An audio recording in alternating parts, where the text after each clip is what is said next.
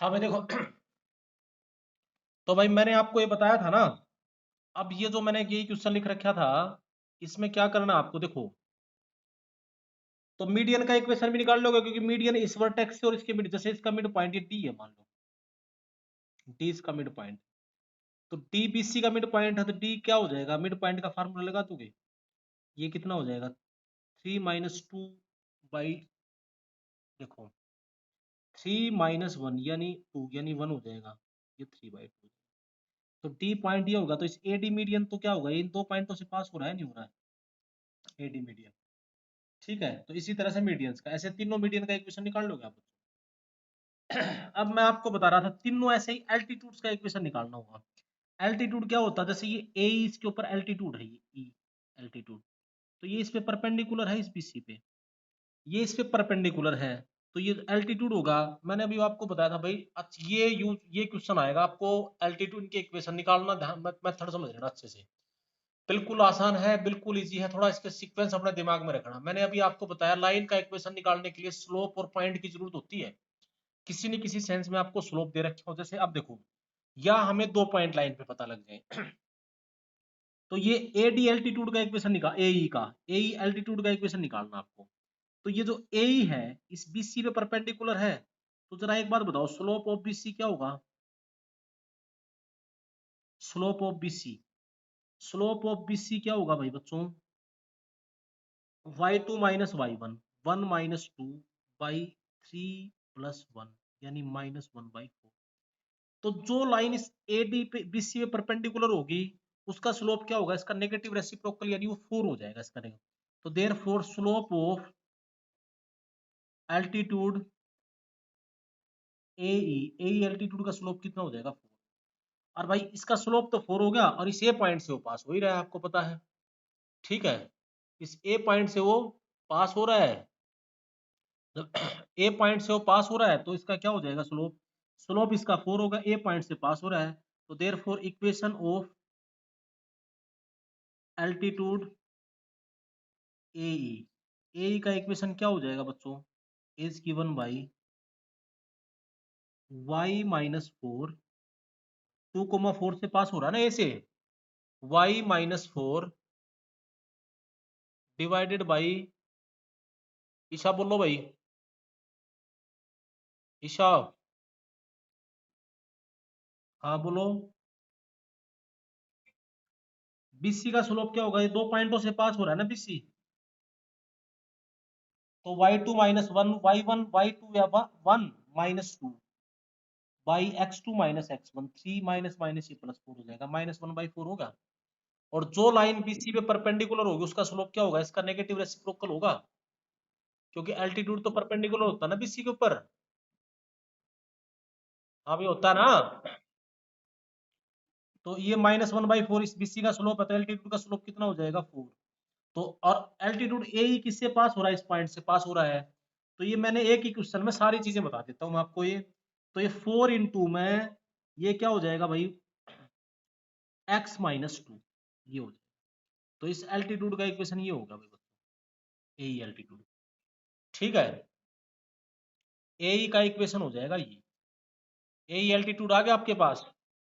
इसी तरह से आप अगर ये दूसरा एल्टीट्यूड जैसे बी से इसके ऊपर निकालोगे इक्वेशन, तो ये जो है, ये मान लो परपेंडिकुलर है भाई, ये मान लो बी एम है, तो इस बी एम का इक्वेशन निकालोगे, तो उसी तरह से जो बी एम है वो किसके ऊपर परपेंडिकुलर है, B M is perpendicular to A C, है ना।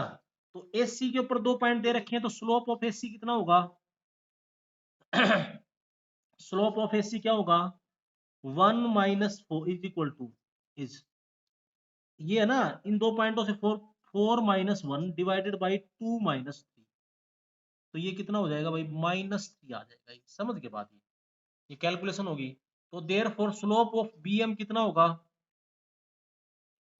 Slope of B M is, slope of B M कितना होगा भाई बच्चों, इसका परपेंडिकुलर है, तो इसका स्लोप भी एसी परपेंडिकुलर है, एसी का स्लोप 3 है, तो परपेंडिकुलर लाइन का स्लोप होता है नेगेटिव रेसिप्रोकल, तो 3 का नेगेटिव रेसिप्रोकल क्या होगा, 1/3।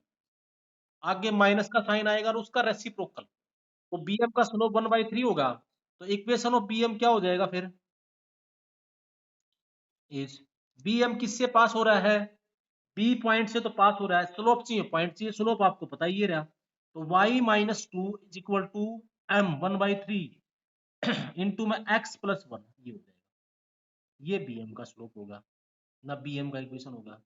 अब एक बात बताओ, जैसे मैंने आपको बताया था ऑर्थो सेंटर निकालना था ना, ऑर्थो सेंटर क्या होता है, इंटरसेक्शन पॉइंट ऑफ एल्टीट्यूड, मैंने वहां नहीं निकाला था, ऑर्थो सेंटर आप यहां से निकाल दो, तो इन एल्टीट्यूड से एक एल्टीट्यूड ये आ गया, एक एल्टीट्यूड ये आ गया, तो इनका इंटरसेक्शन पॉइंट जो आएगा ऑर्थो सेंटर आ जाएगा। तो इंटरसेक्शन पॉइंट और ऑर्थो सेंटर क्या हो जाएगा, जैसे उन तो ऑर्थो सेंटर निकालना है, तो ortho centre is the intersection point of altitude, तो इसका मतलब ऑर्थो देयरफॉर ऑर्थो सेंटर, कुछ समझ में नहीं आ रहा तो कोई भी सब पूछ सकता है भाई, ये पेपर में ये आएगा, ऑर्थो सेंटर सर्कम सेंटर ये निकालने, ortho centre is intersection of altitudes, होता था ना एल्टीट्यूड्स का इंटरसेक्शन, तो देयरफॉर एक था आया था y माइनस 4, एक एल्टीट्यूड आ गया आपका y minus 4 is equal to 4 into में x माइनस 2, तो दैट मीन्स यहां से y इज इक्वल टू क्या हो जाएगा 4x माइनस 8 प्लस ये हो जाएगा माइनस 4 ही बच जाएगा, ठीक है, ये आ गया एक। तो दूसरा एल्टीट्यूड क्या आ गया, एक तो दूसरा आपका आया है ये y माइनस 2, y माइनस 2 कौन सा भाई, एल्टीट्यूड क्या होता है, ऑर्थो सेंटर क्या होता है, एल्टीट्यूड्स का इंटरसेक्शन पॉइंट होता है। तो जैसे ये दो एल्टीट्यूड्स आगे, आप तीसरा भी निकालना चाहो तो तीसरा भी निकाल सकते हो, तीनों का इक्वेशन निकालने में से आपको अपनी प्रैक्टिस करने के लिए, लेकिन ऑर्थो सेंटर के लिए दो की जरूरत है, ये तो एक ये आ गया, एक ये आ गया ऑर्थो से बीएम एल्टीट्यूड, तो बीएम का इक्वेशन कितना है, जो बीएम था y minus 2 is equal to 1/3 x plus 1, यही था ना, ये आ गया इक्वेशन 2। इन दोनों इक्वेशंस को सोल्व कर लो, इनका जो इंटरसेक्शन पॉइंट आएगा वो आ जाएगा ऑर्थो सेंटर। सोल्व कैसे करते थे, जैसे 10th क्लास में सोल्व करते थे, y की वैल्यू यहाँ रख दो, ये क्या हो जाएगा सोल्विंग 1 एंड 2, तो y की वैल्यू रखोगे तो 4x minus 4 minus 2 is equal to 1/3 x plus 1/3, तो ये 3 से तो मल्टीप्लाई हो जाएगा, ये 12x ये माइनस 6, तो ये हो जाएगा minus 18 is equal to x plus 1, तो दैट मीन्स x उधर जाके माइनस का हो जाएगा 11x इज इक्वल टू 19 हो जाएगा, तो दैट मीन्स x हो जाएगा 19/11, ठीक है, x तो ये आ गया, y की वैल्यू है इसके अंदर रख दो, इसमें y is equal to 4 into में 19/11 माइनस 4, ये था ना, ये या इसमें रख दो चाहे इसमें रख दो, तो यहाँ से किसके इक्वल आ जाएगा, दैट इज इक्वल टू ये 19 4 जा 76 माइनस में ये कितना हो जाएगा 11 4 जा 44/11, तो आप इसको सोल्व करोगे तो ये कितना बच जाएगा आपके पास 3 सॉरी 2 और ये 3 32/11, तो ऑर्थो सेंटर इसका क्या हो जाएगा बच्चों, ऑर्थो सेंटर क्या हो जाएगा 19/11 और 32/11, ये ऑर्थो सेंटर हो जाएगा, समझ गए। यानी आप एल्टीट्यूड्स के इक्वेशन निकालना, एल्टीट्यूड्स के इक्वेशन दे रखे हो तो फिर उनका इंटरसेक्शन पॉइंट क्या हो जाएगा आपका ऑर्थो सेंटर हो जाएगा, ठीक है। इसी तरह से सरकम सेंटर जो निकालना था, सरकम सेंटर होता है intersection point of perpendicular bisector, बताया था, तो आप इस ट्रायंगल के परपेंडिकुलर बाइसेक्टर के इक्वेशन बना लो। देखो ट्रायंगल को मैं यहां फिर से बनाता हूं, ये था आपका ए था आपका क्या, पन्ना बार बार पढ़ना, ए था आपका 2,4, बी आपका कितना था -1,2 और सी आपका था 3,1। आप इसमें परपेंडिकुलर बाइसेक्टर के इक्वेशन निकाल लो साइड्स के, भाई बात समझ में आ रही है बच्चों, ये एक क्वेश्चन में सारी चीजें नहीं बता रहा हूँ मैं, एक ही में। तो आपको मैंने कहा था साइड्स के इक्वेशन निकालना, तीनों तीनों एल्टीट्यूड्स के, तीनों परपेंडिकुलर बाइसेक्टर के और तीनों मीडियन के। तो जो परपेंडिकुलर बाइसेक्टर है, देखो ये परपेंडिकुलर बाइसेक्टर, ये इसका मिड पॉइंट मान लो डी है, तो ये परपेंडिकुलर बाइसेक्टर इस पे परपेंडिकुलर भी होगा, इस पे बाइसेक्ट भी करेगा, तो ये डी पॉइंट से तो पास होगा और इस बीसी पे परपेंडिकुलर होगा, तो डी क्या होगा, डी के कोऑर्डिनेट क्या होंगे, डी के कोऑर्डिनेट क्या होंगे बच्चों, डी के कोऑर्डिनेट इसके अंदर क्या होगा भाई 1, x1 plus x2/2 y1 plus y2/2 होता था मिड पॉइंट, तो 1, 3/2 ये हो जाएगा, तो अच्छा ये जो इसके ऊपर ये परपेंडिकुलर तो बीसी में परपेंडिकुलर है, तो अभी हमने स्लोप ऑफ बीसी निकाला था अभी पिछले उसमें, स्लोप ऑफ बीसी कितना आया था अपना, हमने निकाला, चाहे फिर से निकाल लो, 1 - 2/3+1 यानी -1/4 आ गया था। तो इसके ऊपर जो परपेंडिकुलर लाइन जितनी भी होंगी उन सबका स्लोप कितना होगा, तो therefore slope of perpendicular bisector of BC, bisector of BC, पर बीसी के परपेंडिकुलर बाइसेक्टर का स्लोप कितना होगा भाई, 4 हो जाएगा, क्योंकि परपेंडिकुलर तो है, इस पर जितनी लाइन है परपेंडिकुलर सबका स्लोप होगा नेगेटिव रेसिप्रोकल। अच्छा इस डी पॉइंट से पास होगा, तो equation of perpendicular bisector of BC, of BC, BC तो इस डी पॉइंट से तो पास होगा, पॉइंट आ गया स्लोप आ गया, तो अब की बार इक्वेशन क्या हो जाएगा, y माइनस में 3/2, 3/y माइनस में y1 is equal to slope कितना होगा 4 इंटू में x माइनस, ठीक है, ये इसका परपेंडिकुलर बाइसेक्टर होगा भाई। इसी तरह से एसी का परपेंडिकुलर बाइसेक्टर निकाल लो, ये इसके मिड पॉइंट से पास होगा, इस एसी में परपेंडिकुलर होगा, इसका मिड पॉइंट क्या होगा इस एसी का, इसको ऐड करोगे तो 5/2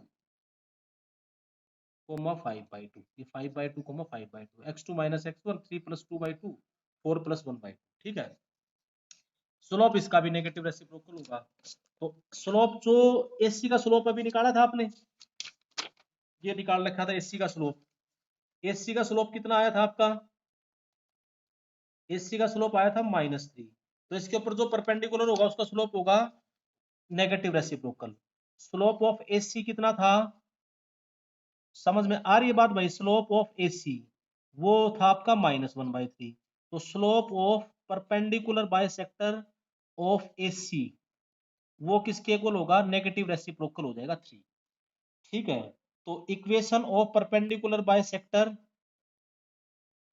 ऑफ एसी इज, इक्वेशन क्या बनेगा, ये परपेंडिकुलर बाइसेक्टर 5,5/2, 5/2 से पास होता, स्लोप 3 है, इक्वेशन निकालने के लिए पॉइंट और स्लोप की जरूरत होती है, y minus 5/2 is equal to 3 into में x माइनस 5, ठीक है। एक इक्वेशन आपका ये आ गया, एक इक्वेशन ये आ गया। इसी तरह से आप इसका भी परपेंडिकुलर बाइसेक्टर निकाल सकते हो, जब तुम्हें ऑर्थो सरकम सेंटर निकालना है तो सरकम सेंटर होता है intersection point of perpendicular bisector, तो परपेंडिकुलर बाइसेक्टर का इंटरसेक्शन पॉइंट आप कैसे निकालोगे, देखो, तो इनका इन दोनों लाइनों का इंटरसेक्शन दो का ही निकाल लो, वो तीसरा भी वही आएगा, तीनों कंकरेंट है, तो ये इक्वेशन 1 आ गया, 2 आ गया, solving 1 and 2 we get circumcentre, ठीक है भाई बच्चों। अब देखो सोल्व कर लोगे मेरे ख्याल से इक्वेशन को, किसी को कोई कंफ्यूजन नहीं है, इसके अंदर ऐसे एक दो एग्जांपल और लेके देखना, ठीक है भाई। आपको देखो लाइन कोई एक ट्रायंगल थी, इस ट्रायंगल के अंदर सरकम सेंटर या ऑर्थो सेंटर ये निकालने हैं, देखो जैसे ध्यान से समझना, ये ट्रायंगल दे रखी होगी, तीनों वर्टिसेस आपको ट्रायंगल के दे रखे होंगे, तो अब आपको ऑर्थो सेंटर सरकम सेंटर निकालना होगा। जब तीनों वर्टिसेस दे रखे हैं आपको, ये और ये तीनों वर्टिसेस दे रखे हैं, तो जब तीनों वर्टिसेस हैं तो भी आपको बताया मैंने भाई ऑर्थो सेंटर निकाला जाता है, एल्टीट्यूड्स का इक्वेशन निकाल लेना, ठीक है। ये आपको इन तीनों लाइनों के इक्वेशन दे रखे हो भाई, a1x plus b1y plus c1 is equal to 0, ये है a2x plus b2y plus c2 is equal to 0, ये तीसरी लाइन है a3x plus b3y plus c3, तरीका देख लो अभी बच्चों, ये a b c तीनों लाइनों के इक्वेशन है। अब इसका ऑर्थो सेंटर सरकम सेंटर ये सब निकालने हो तो कैसे निकालोगे, आप पहले ए निकालना, ए मतलब intersection point of A B and A C, इन दोनों इक्वेशन को सोल्व करना, ए इन दोनों को सोल्व करना, बी इन दोनों को सोल्व करना, सी आ जाएगा, तीनों तीनों पॉइंट आ गए तो अभी ऊपर वाला क्वेश्चन बन जाएगा, ठीक है। या इस पे परपेंडिकुलर बाइसेक्टर निकालना, इसका एल्टीट्यूड का इक्वेशन निकालना और इनका इंटरसेक्शन पॉइंट आ जाएगा। क्या किसी बच्चे को कंफ्यूजन है ऑर्थो सेंटर और सरकम सेंटर निकालने में भैया, हाँ भाई बोलो, सोल्व कर लोगे ना ऑर्थो सेंटर सरकम सेंटर, उसी तरह से इसके अंदर आप भाई तीनों एक कोई भी दो तीन इक्वेशन लिखना है ऐसे, और उनके अंदर तुम्हारे मॉड्यूल में भी क्वेश्चन होंगे, हाँ बोलो। Circumcentre intersection point of perpendicular bisector होता, जैसे अभी ये निकाला था ना, ये परपेंडिकुलर बाइसेक्टर के इक्वेशन आ गए दोनों, बोलो, इन दोनों इक्वेशन में सोल्व कर लो, कर लोगे सोल्व, जैसे 10वीं क्लास है, तीसरा की जरूरत है ही नहीं, तीसरा तो पास होगा ही ना। इंटरसेक्शन पॉइंट निकालने के लिए तो तीसरा भी इसी से पास होगा। तीनों कंकरेंट होते हैं, तीसरा भी कोई भी दो होगा, दो का इंटरसेक्शन पॉइंट तीसरे का भी वही होगा। किसी भी दो को सोल्व कर लो, चाहे इसको और इसको निकाल लो, चाहे इसको ये और ये निकाल लो, कोई दो निकाल लो। इंटरसेक्शन पॉइंट करने के लिए तो दो लाइनों की जरूरत पड़ती है हमने, है ना। तो हमें कोई शौक थोड़ी ना तीनों सोल्व कर, तीनों लंबी कैलकुलेशन करेंगे।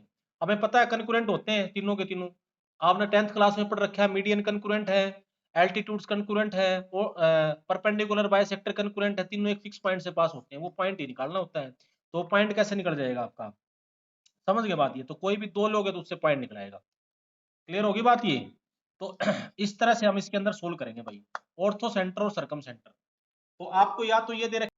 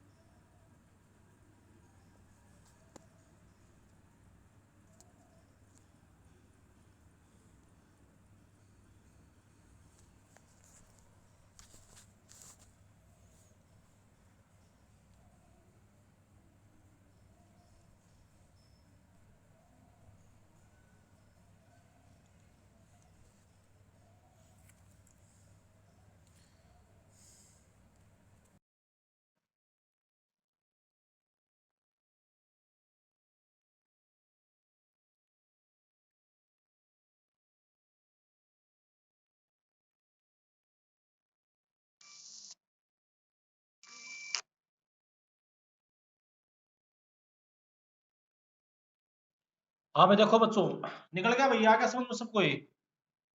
अब क्या है, देखो ये तो सोल्व कर लोगे आप भाई, ले लेना ये, या तो लाइनों के इक्वेशन दे रखे होंगे तो भी आप निकाल लोगे। अब एक बात देखो, सुनो इधर। अब मैं आपसे क्वेश्चन जो जी एडवांस में एक बार ये क्वेश्चन आया था, इफ कोऑर्डिनेट ऑफ वर्टिसेस, या इफ ये x1 y1 x2 y2 x3 y3 all are rational, question है भाई ये, देन विच ऑफ,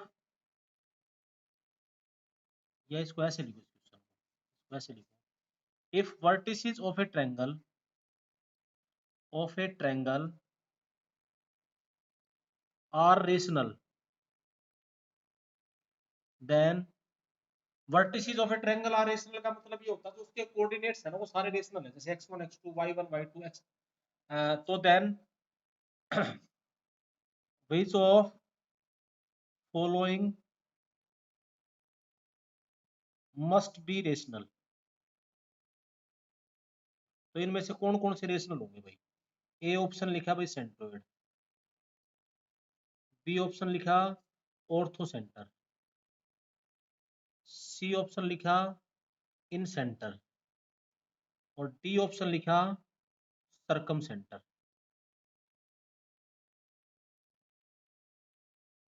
क्वेश्चन समझ में आया भाई बच्चों। अगर ए बी सी के ये तीनों जो है, ए बी सी ये तीनों रेशनल है, तो इसमें से कौन कौन से रेशनल होंगे पक्का कंफर्म। तो देखो, अब ये इक्वेशन सोल्व करा था हमने, इसमें भाई सेंट्रोइड भी रेशनल होगा, ऑर्थो सेंटर भी रेशनल होगा, सरकम सेंटर भी रेशनल होगा, इन सेंटर भी रेशनल हो सकता है। ठीक है, आपको होगा जी कैसे, देखो थोड़ा सा आपके एनालाइज करना, मैंने अभी आपको बताया है। देखो जरा जानते हैं बच्चों, ये जो तीन फॉर्म्स हैं, इन तीन फॉर्म्स पे आज का आप काम करना। ये ट्रायंगल के वर्टिसेस है, तीनों रेशनल है भाई। ए है x1 y1, बी है x2 y2, सी है x3 y, तो इसका जो स्लोप बीसी का आएगा रेशनल आएगा। इस एडी एल्टीट्यूड का इक्वेशन ड्रा करोगे, ये भाई इसमें ये भी रेशनल है, ये मिड ये स्लोप भी रेशनल है, तो इक्वेशन भी रेशनल होगा। जैसे अब तुम एक बात बताओ, ये अभी सोल्व करा था हमने ये क्वेश्चन, ये सारे रेशनल थे, ए बी सी रेशनल थे, इनके इक्वेशन में सारे रेशनल कोफिशिएंट आ रहे थे सब में, कोई रेशनल कोफिशिएंट को अपनी मर्जी से थोड़ी आएगा। तो जब हम इनका सॉल्यूशन करेंगे, इंटरसेक्शन पॉइंट निकालेंगे, वो भी रेशनल आएंगे या नहीं आएंगे। तो ऑर्थो सेंटर एल्टीट्यूड्स का इंटरसेक्शन पॉइंट होता है, तो एल्टीट्यूड के इक्वेशन में सारे कोफिशिएंट रेशनल होंगे, वहां भी प्रूव करा था, तो ये भी रेशनल होगा। सरकम सेंटर भी परपेंडिकुलर बाइसेक्टर का इंटरसेक्शन पॉइंट होता है, तो इसके अंदर भी सारे कोफिशिएंट रेशनल होंगे, तो ये भी रेशनल आएगा। सेंट्रोइड तो होता है x1 + x2 + x3 y3 y1 + y2 + तीनों रेशनल, तो रेशनल ही होगा। इन सेंटर इरेशनल होगा, ये भी रेशनल होगा, ये भी रेशनल होगा, ये भी होगा। ये क्यों इरेशनल होगा? क्योंकि इन सेंटर होता है ax1 + bx2 + cx3 / a + b + c, तो a की वैल्यू होती है √x2 - x1 का होल स्क्वायर + y2 - y1 का होल स्क्वायर। वो जो साइड्स हैं उस पर तो रूट लग रहा है, वो तो इरेशनल हो सकती है, तो ये इरेशनल आ सकता है। बात समझ के बाद भाई बच्चों, तो ये इस तरह का क्वेश्चन ये आया था होता, तो ये थोड़ा सा एनालिटिकल सा है, बगैर सोल्व करे आपको समझ में आ गया होगा। ट्रायंगल लेना, उसके वर्टिसेस लिखना 2-3, और उसके अंदर एल्टी तीनों निकालना, पहले बता रहा हूं आपको 9 चीजें निकालनी है, तीनों लाइंस के इक्वेशन, तीनों मीडियंस के इक्वेशन, तीनों एल्टीट्यूड्स के इक्वेशन, तीनों एंगल बाइसेक्टर के, ना sorry perpendicular bisector, angle bisector बाद में सिखाएंगे, परपेंडिकुलर बाइसेक्टर के इक्वेशन, यानी 12 इक्वेशन हो गए, सारे निकाल के देखना है उसके अंदर। और फिर 1-2 ट्रायंगल्स के अंदर वाकई में निकाल के देखना ortho centre and circum centre, ठीक है, ये कैसे निकलते हैं, ये सब आपको आ जाएंगे मेरे ख्याल से निकालने। इसके बाद तो भाई ये 3 फॉर्म्स तो ये होती थी लाइन की, 3, ठीक है। फोर्थ देखो अब, 3 तो ये थी, slope intercept, slope point form, 2 point form. अब चौथी फॉर्म देखो, इनके ऊपर ही मैं भी डिस्कशन कर रहा था। फोर्थ फॉर्म होती है भाई नॉर्मल फॉर्म या intercept form, intercept form. Intercept form क्या होती है? Equation of line having x intercept and y intercept, सीधे लिख देते हैं भाई, intercept, intercept a and b respectively. a और b इसके x इंटरसेप्ट और y इंटरसेप्ट है, is given by x by a plus y by b is equal to 1। ये सीधा इसका इक्वेशन, ठीक है, इंटरसेप्ट फॉर्म के अंदर। अब जैसे देखो, आप कहोगे क्या मतलब है, जैसे देखो कोई लाइन है, ये जरा ध्यान देना इधर भाई, ये लाइन गई ऐसे ड्रा करी, तो ये इसका x इंटरसेप्ट है ये a, और y इंटरसेप्ट है ये b, तो ये पॉइंट क्या होगा, a, 0 होगा या नहीं होगा? ये पॉइंट क्या होगा, 0, ये नेगेटिव होगा, तो ये नेगेटिव हो जाएगा। अब तो a और b इसने लिख रखे हैं जैसे ऐसे ही है ना, तो एक तरह से इस लाइन का इक्वेशन हो जाएगा x by a plus y by b is equal to 1। तो आपको होगा जी कैसे, तो 2 पॉइंटों से पास हो रही लाइन का इक्वेशन अभी बताया था तुम्हें, निकला कैसे ये y माइनस y1, निकालोगे कैसे y माइनस y1, ठीक है। 2 पॉइंटों से पास होने वाली लाइन का इक्वेशन जैसे आप निकालते हो y माइनस y1 यानी y minus b is equal to y2 minus y1 b minus 0 y0 minus b into में x माइनस, ये इक्वेशन हो जाएगा। ये हो जाएगा y minus B is equal to, sorry a by minus B by A into में x minus b को इधर ले आओ, b को यहाँ डिवाइड करोगे तो y by B minus B by B, इसको इससे डिवाइड कर लो, माइनस x बाई ए और minus minus plus A by, ये कैंसिल हो जाएगा, ठीक है। ये भी कैंसिल हो जाएगा आपका, समझ के बात ये, तो ये क्या बन जाएगा तुम्हारा,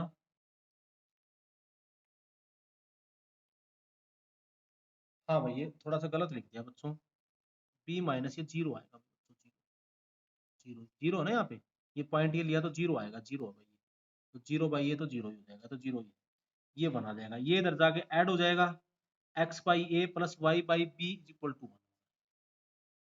तो अगर आपको x इंटरसेप्ट और y इंटरसेप्ट दे रखी हो तो आप सीधा बता सकते हो।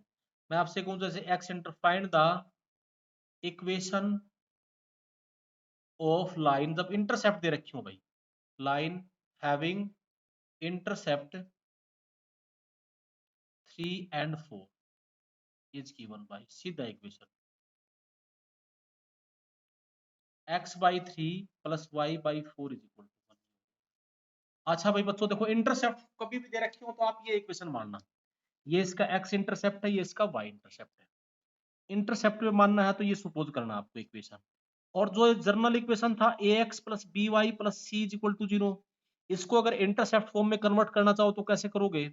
तो देखो, इसको इंटरसेप्ट फॉर्म में कन्वर्ट करोगे तो देखो, ये a x plus b y is equal to ये माइनस सी होगा, माइनस सी से इसको डिवाइड कर दो, minus c x plus b by minus c y is equal to one.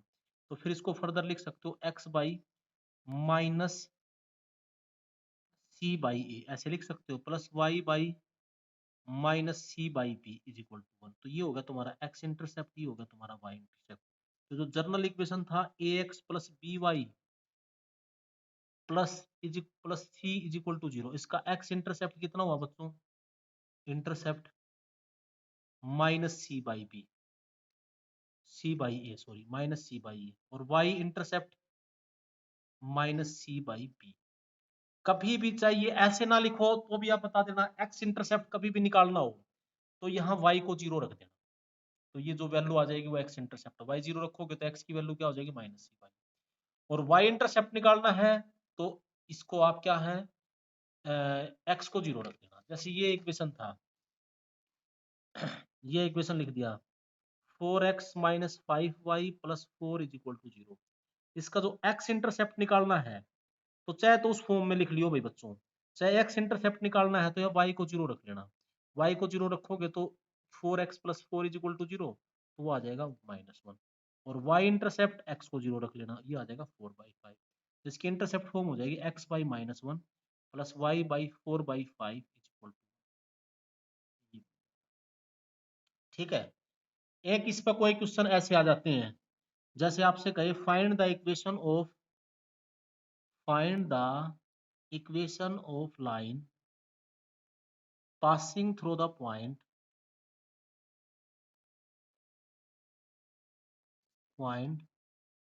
2, 3 and having sum of x intercept and y intercept as is equal to 5। x intercept और y intercept का जो सम है वो 5 है। तो आपको लाइन का equation बताना है।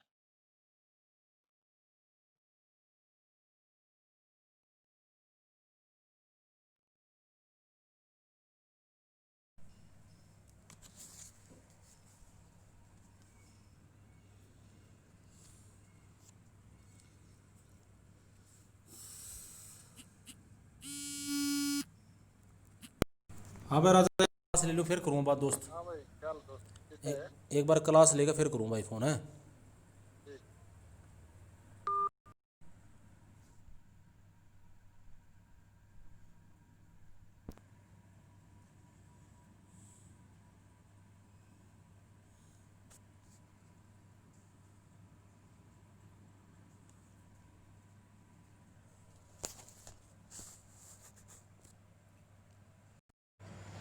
ठीक।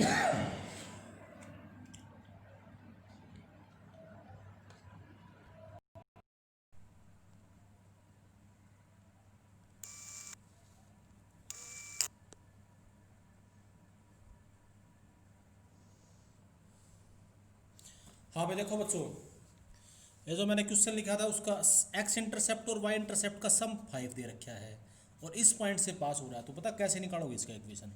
तो लेट द इक्वेशन ऑफ, अब इसमें इंटरसेप्ट दे रखा है इक्वेशन ऑफ लाइन, मान लो क्या भाई, ए एक्स इंटरसेप्ट मान लो, बी वाई इंटरसेप्ट, तो X by A plus Y by B is equal to one हो गया है ना। तो ये इक्वेशन वन आ गया, ये लाइन गए तो ये 2, 3 से पास हो रहा था, 2, 3 इसको सेटिस्फाई करेगा। तो there 2, 3 pass satisfy, line passes through